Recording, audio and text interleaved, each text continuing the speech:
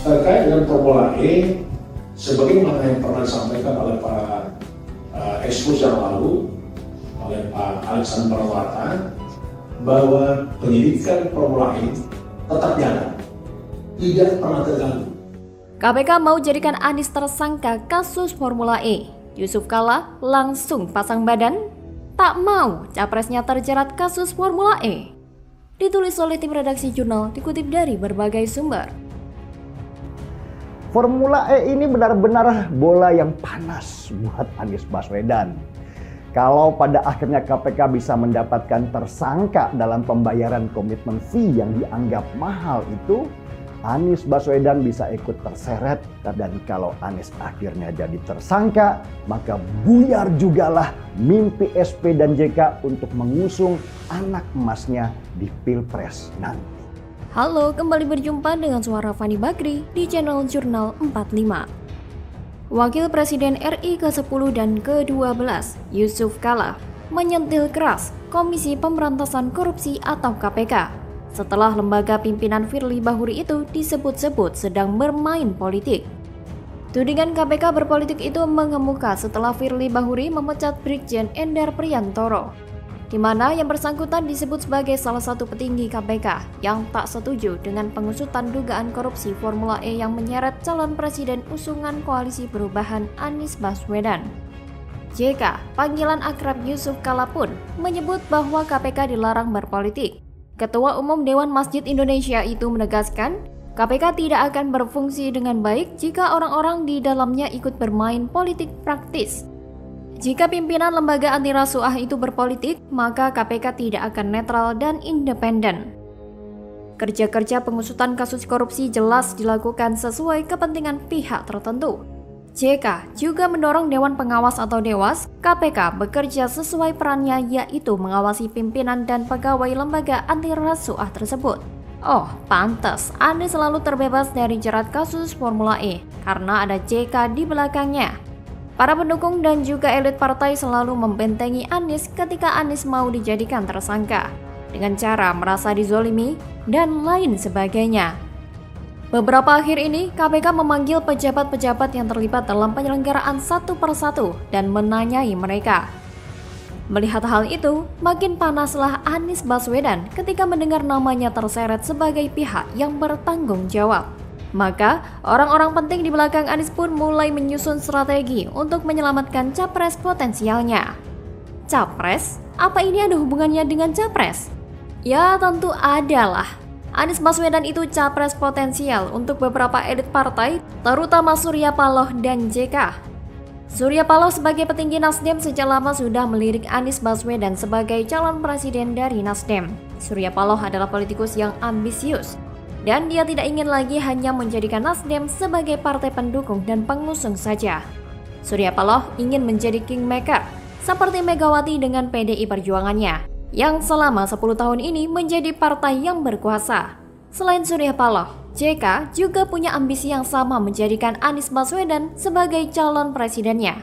Kenapa harus Anies? Ini pertanyaannya. Karena Anies jauh lebih mudah diatur-atur, sebab ambisinya hanya pengen jadi presiden saja.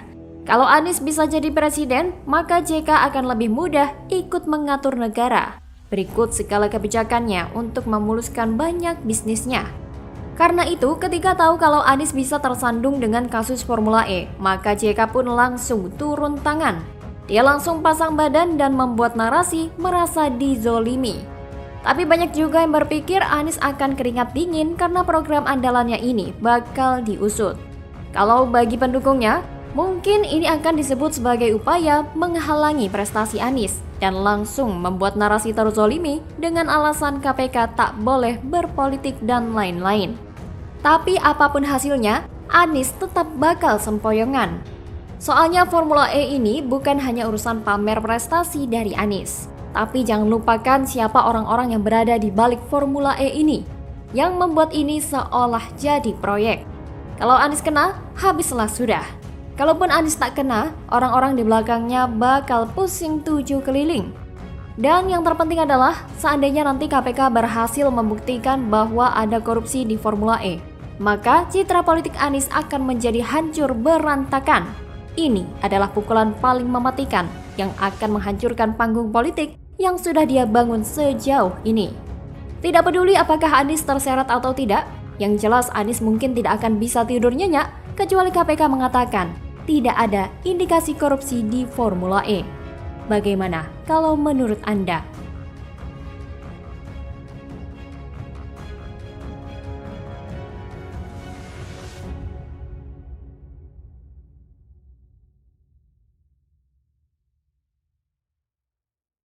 Insya Allah, saya juga perlu mengungkapkan bahwa koalisi perubahan untuk persatuan insya Allah tetap solid untuk terus berjuang memenangkan saudara Anies Rashid Baswedan. Modernis ditampol kenyataan.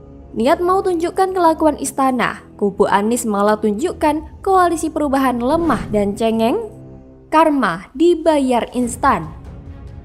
Ditulis oleh tim redaksi jurnal, dikutip dari berbagai sumber. Kalau saya melihat teman-teman kita ini yang berjuang ini pasti tidak akan membiarkan ini menjadi 4 ataupun kalau bisa jangan 3. Jangan 3. Jangan 3 calon. Karena terlalu banyak harus memperkirakan jadi ndak jadinya itu. Halo, kembali dengan saya, Fani Bakri, di channel Jurnal 45.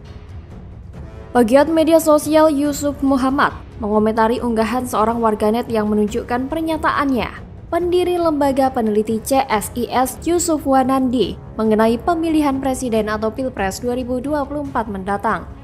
Di acara milik jurnalis senior Rosi Ankat di kanal YouTube Kompas TV, Yusuf Wanandi mengungkap perihal Pilpres 2024 yang sebaiknya hanya diikuti 2 kandidat calon presiden.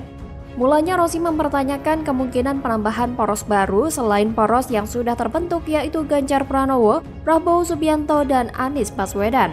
Menanggapi pernyataan tersebut, Yusuf Wanandi justru mengungkap bahwa koalisi yang menginginkan keberlanjutan rezim Presiden Joko Widodo akan berupaya membuat Pilpres hanya diikuti 2 pasang calon. Sebelumnya, beberapa pendukung Anies mengklaim bahwa pemerintah telah sengaja menjegal Anies dari poros pencapresan. Menanggapi hal itu, Yusuf Muhammad justru menilai potongan video yang ramai disorot kubu pendukung Anies justru menunjukkan koalisi pengusung Anies itu lemah dan cengeng. Menurut Yusuf, hal itu juga sekaligus membantah klaim juru bicara Partai Keadilan Sejahtera bahwa koalisi perubahan itu solid itu tidak benar. Pendukung Ganjar Pranowo ini kemudian menyebutkan beberapa faktornya, yaitu koalisi perubahan untuk persatuan yang tidak solid dan faktor elektabilitas Anies yang tak kunjung naik. Lagian, jika memang ada strategi permainan yang dilakukan oleh Jokowi, itu bukan penjagalan, tapi untuk menyelamatkan bangsa ini dari kemunduran.